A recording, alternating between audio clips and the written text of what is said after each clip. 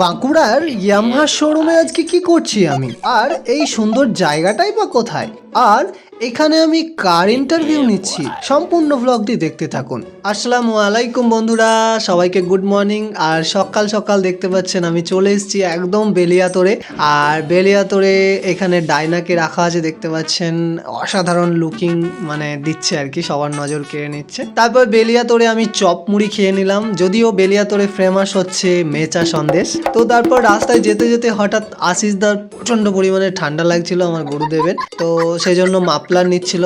আর এখন যে জায়গাটা আমরা দাঁড়িয়েছি রোডের একটা সাইডে, তো সেই জায়গাটা হচ্ছে বেলবনি। অনেকে হয়তো নাম শুনেছেন বাঁকুড়া বেলবনি, সেই বেলবনি রোডের সাইডে আমরা দাঁড়িয়েছিলাম।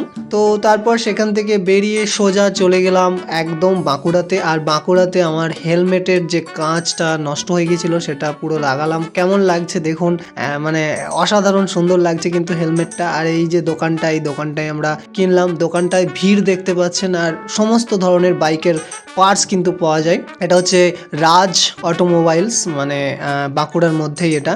তো তারপর চলে গেছিলাম ইয়ামাহা শোরুমে। আর গাড়িটা প্রচণ্ড হিট হয়ে যায়, যার জন্য রেড লাইট জ্বলতে থাকে, তার জন্য কিছুক্ষণ দাঁড়ায়। আর হেলমেটের এই লুকিংটা কেমন লাগছে অবশ্যই সবাই কমেন্ট করে জানাবেন।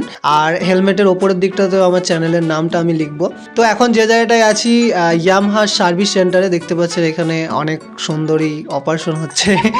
আর এটা হচ্ছে এমআরআই, মানে পুরো যাদের এফআই করা হয়, যেটাকে এফআই বলা হয়, সেই এফআই এর মেশিন এটা। তো তারপর আমি ওখান থেকে ডাইনার যে একদিকের মানে পা রাখার জায়গাটা ভেঙে গিয়েছিল সেটা আমি কিনলাম মাত্র 96 টাকাতে। আমি পেয়ে গেলাম পা রাখার ফুড রেস্টই, মানে এটাকে ফুড রেস্ট বলা হয়। তো ওই ফুড রেস্টটা পুরো 96 টাকাতেই পেয়ে গেলাম ইয়ামাহা শোরুম থেকে। হয়তো বাইরে কোথাও নিলে হয়তো বা আরও দাম বেশি লাগতো, আমি জিজ্ঞেসও করেছিলাম। তারপর চলে এসেছিলাম বাঁকুড়ার একটি নতুন রিসর্টে, রিসর্ট অ্যান্ড রেস্টুরেন্ট।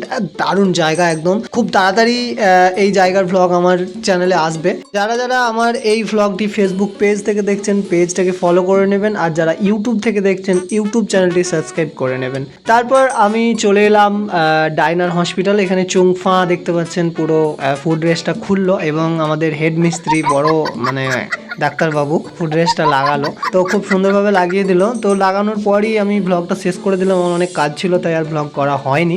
আপনারা সবাই ভালো থাকবেন, আপনাদের সাথে আবার নতুন কোনো ইন্টারেস্টিং ভ্লগে দেখা হবে। টাটা।